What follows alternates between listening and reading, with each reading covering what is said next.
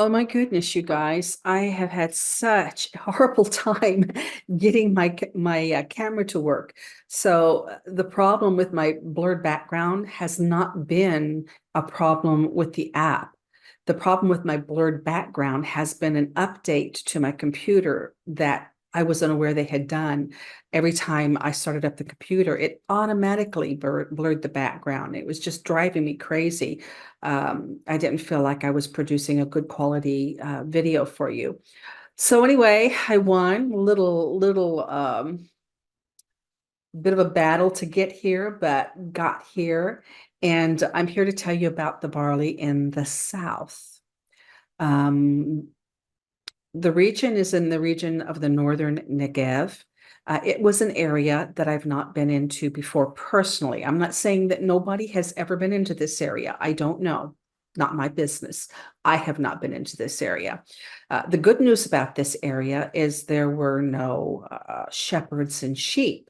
Now, I will say overall about that, I didn't see any of the Arab shepherds with the big flocks like normally we see in the area.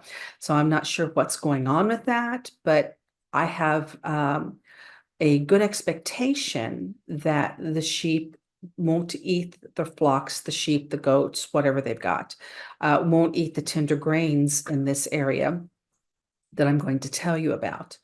So the first day when I got to this area, there was just nothing to be seen. I found a small pocket of barley already standing with the fruiting heads showing, and they were standing straight up. So what does straight up means it has maybe bloomed, but there's no starchy material in the fruiting head to begin to pull the head downward. So the little heads were standing straight up and green. They weren't white. So they have been out maybe 3 or 4 days, maybe. Some were showing that they were blooming. So let's take a second and talk about white barley. Actually, let's just talk about white grains, because there's a scripture where Yeshua says the fields are white unto harvest. Well, unto harvest, he doesn't say the fields are harvestable. Wheat turns black as it harvests. Barley, even when it is approaching the point of shattering, will still have a green or tan color to it. The only wild grains that are wheat are the only wild grains that are white are the fruiting heads that have just exited the plant. And I'm going to intersperse some photos here, but you'll see that when those fruiting heads first come out of the plant, they stand straight up and they're so light green that from a distance they look white. Now, the interesting thing about that, it's really interesting, is I heard a very famous guy on his YouTube channel talk about the hijabs that they wore that were linen and how they were white. They were white after several washings, and it takes years. But when linen is first made, it has a slight green tinge to it. So really, I have to say hats off to this guy, and he probably didn't even know it, but that greenish, lightish color of an unbleached linen garment, the way it would have been made anciently and not hyper processed like we get here in the US, where you can get, or even any place that produces linen cloth these days. It can be very white and it be new cloth, or it can be colored different colors, but raw linen, when it's produced anciently, will have that same greenish whitish appearance to it. So that's a pretty good picture there for us, that when that barley or that wheat first comes out of the plant and brings up its fruiting head, it's white.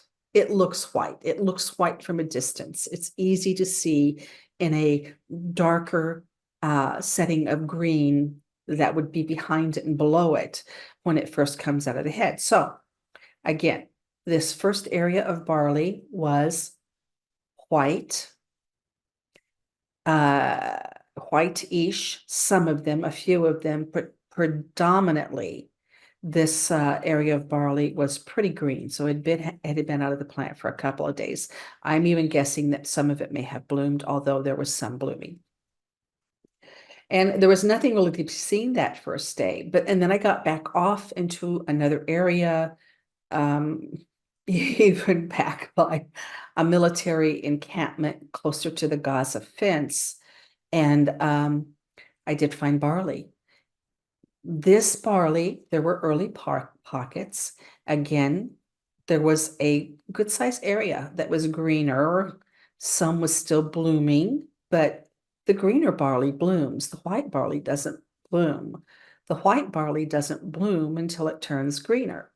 So there was greener blooming barley, and there was lots and lots of barley in other areas around this part that was just showing the little hairs coming out of the plant, poking up. You could see the little awns, um, white barley, and there was a few that were blooming, but not many. But there was one area there that had a significant amount of barley. And it even made that this area of significant barley may surpass and develop more quickly than what I saw on the first day. Just because it's on a gentle rise and the water that's in the soil will drain away and cause a trigger for this barley to ripen. So that's what I've seen. Also, with this rain coming of the second part of next week, it's going to slow things down.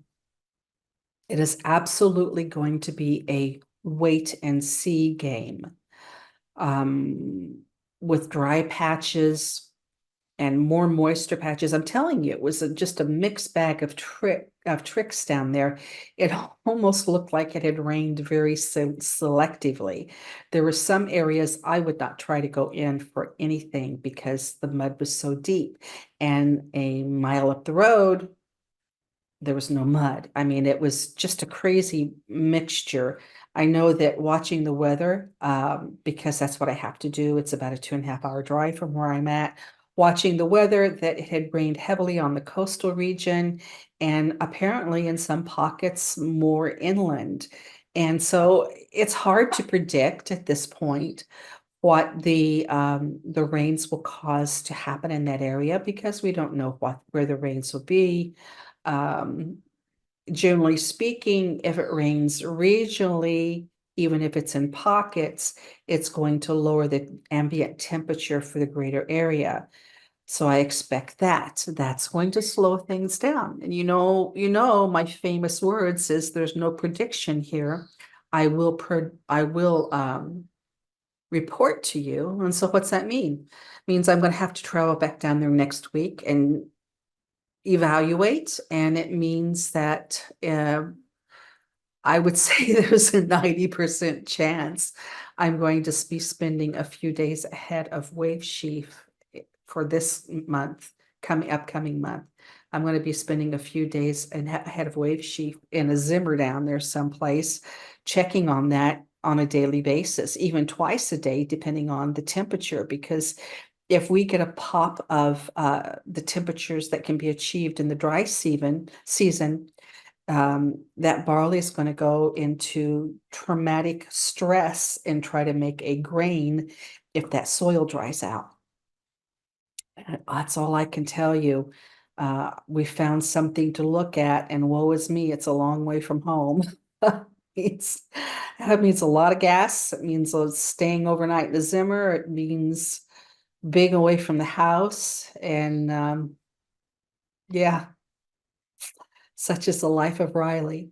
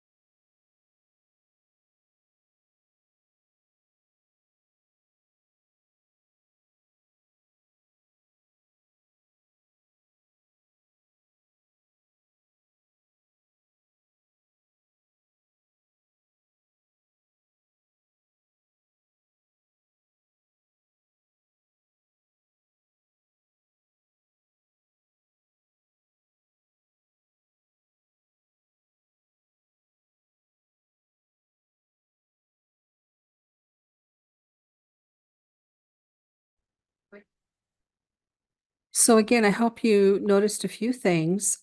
Most of the barley you saw in those photographs had their heads standing straight up. That means that there was zero weight or zero starch inside of those fruiting heads.